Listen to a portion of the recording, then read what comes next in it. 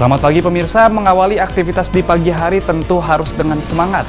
Terlebih bagi Anda yang sudah mulai beraktivitas pasca Lebaran Idul Fitri. Bersama saya Muzdafar, Kilas Nusantara Pagi hadir dengan 3 kabar terhangat.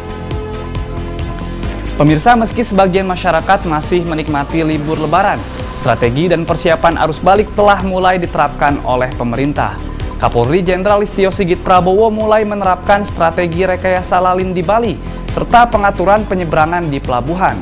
Hal ini bertujuan untuk mengurai kemacetan di jalur darat yang menjadi rute pemudik saat arus balik Lebaran tahun ini. Masih terkait arus balik, kali ini Pelabuhan Belawan pada Kamis kemarin mulai memberangkatkan pemudik arus balik dari Medan ke Batam dan Jakarta dengan akumulasi pemudik sebanyak 2.250 orang. Sementara bagi pemudik di Kalimantan Tengah yang belum ingin balik, bisa terlebih dulu menikmati libur Lebaran di salah satu objek wisata bernuansa alam, yakni Taman Wisata Kumkum di Kota Palangkaraya. Berikut informasi selengkapnya.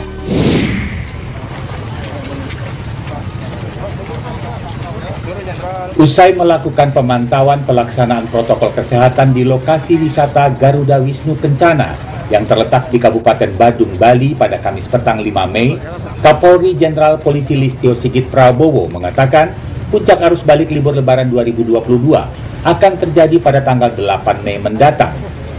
Guna mengantisipasi kemacetan dari kendaraan roda 4 dan roda 2 yang akan melakukan perjalanan, baik keluar Pulau Dewata ataupun perjalanan masuk ke Pulau Bali, Polri sudah mempersiapkan strategi agar tidak terjadi penumpukan kendaraan dan kemacetan saat arus balik nanti. Kapolri menambahkan untuk lokasi yang menjadi lintasan pemudik di pelabuhan penyeberangan, kepolisian sudah melakukan koordinasi dengan Kementerian Perhubungan yang akan memaksimalkan kapal untuk melayani penyeberangan.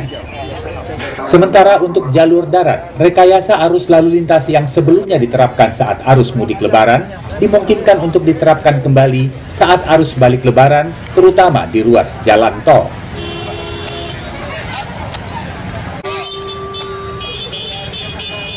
Ini juga tentunya harus kita antisipasi. Pak Menhub saya kira sudah mempersiapkan langkah-langkahnya untuk menambah kapal, termasuk juga mempersiapkan tambahan-tambahan dermaga sehingga kita betul-betul bisa mengurai kemacetan yang ada. Kemudian rest area di sekitar Bakahuni juga tentunya sudah kita persiapkan.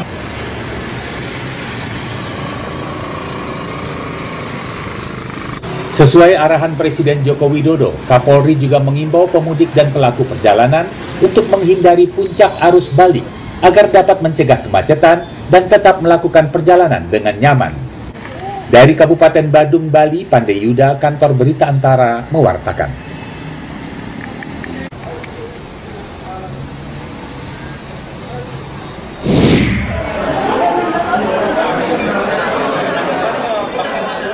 Pada H+2 Idul Fitri 1443 Hijriah atau Kamis 5 Mei 2022, pemudik mulai memadati Pelabuhan Bandar Deli Belawan, Kota Medan, Sumatera Utara untuk melakukan perjalanan arus balik. Tahap awal arus balik ini umumnya dilakukan oleh pekerja dan pelajar yang ingin pulang lebih dahulu dengan tujuan Batam dan Jakarta, mengandalkan angkutan laut atau kapal. Kepala Cabang PT Pelayaran Nasional Indonesia Pelni Kota Medan, Agus Nugroho menjelaskan, keberangkatan pada hari Kamis ini merupakan keberangkatan pertama pasca Lebaran. Seluruh penumpang akan menaiki KM Kelut dari Medan menuju Jakarta, melewati wilayah Tanjung Balai Karimun dan Batam dengan jumlah penumpang sebanyak 2.250 orang. Ya betul. Bisa jelaskan ada berapa jumlah? Kelut dari Belawan tujuan Tanjung Balai Karimun, Batam, Tanjung Priok. Nanti balik lagi tiba di Belawan tanggal 11. Untuk hari ini Pak, berapa banyak Pak? 2.250. Sesampainya kembali di Pelabuhan Bandar Deli Belawan pada 11 Mei mendatang, KM Kelut akan berlayar lagi dengan rute yang sama, mengangkut penumpang dari Medan menuju Batam, Tanjung Balai Karimun, dan berakhir di Tanjung Priok, Jakarta. Dari Medan, Sumatera Utara, Doni Aditra, Kantor Berita Antara, mewartakan.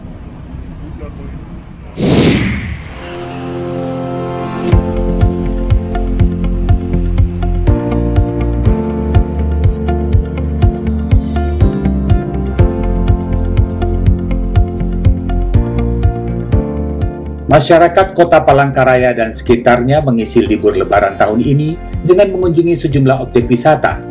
Salah satu yang ramai dikunjungi adalah Kumkum, sebuah taman wisata yang terletak di Kelurahan Pahandut Seberang, Kecamatan Pahandut, Kota Palangkaraya, Kalimantan Tengah. Tempat ini dilewati oleh Sungai Kahayan yang melengkapi nuansa alam yang asri di tengah kota. Rimbunnya pepohonan bisa ditelusuri oleh para pengunjung dengan berjalan di atas bilah-bilah kayu ataupun jalan beton yang dibuat di atas tanah berawa-rawa. Pengunjung juga bisa mampir untuk melihat sejumlah hewan dalam kandang yang menambah daya tarik wisata alam Kumkum ini. Tersedia juga bangku-bangku dan kursi kayu untuk pengunjung yang ingin beristirahat. Untuk anak-anak, sebuah taman bermain tersedia dan bisa digunakan sepuasnya. Bila waktu makan tiba, di dalam Taman Kumkum ini juga tersedia sajian kuliner yang menggugah selera. Tentu saja, pengunjung harus membayar untuk setiap pilihan hidangan yang diinginkan. Saat libur Lebaran tahun ini, jumlah pengunjung terus meningkat sehingga mendatangkan berkah bagi pengelola Taman Wisata Kumkum ini.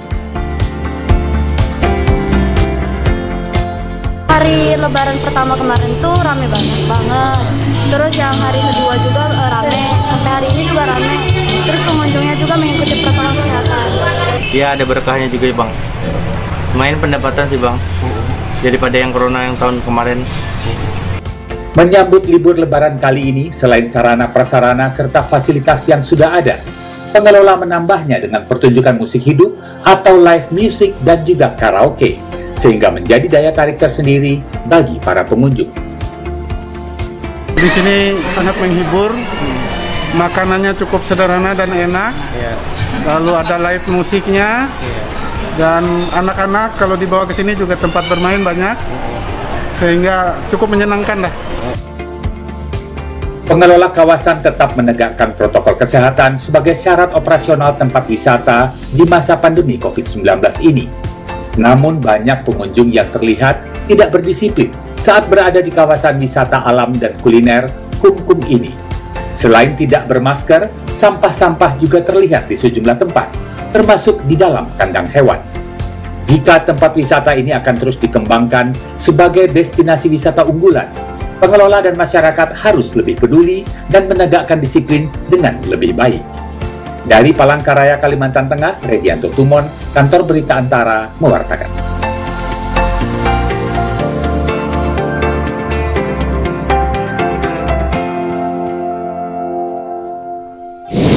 Pemirsa, Anda dan keluarga yang sedang menikmati libur Lebaran, jangan lupa untuk tetap menerapkan protokol kesehatan agar tidak menyebabkan klaster baru COVID-19.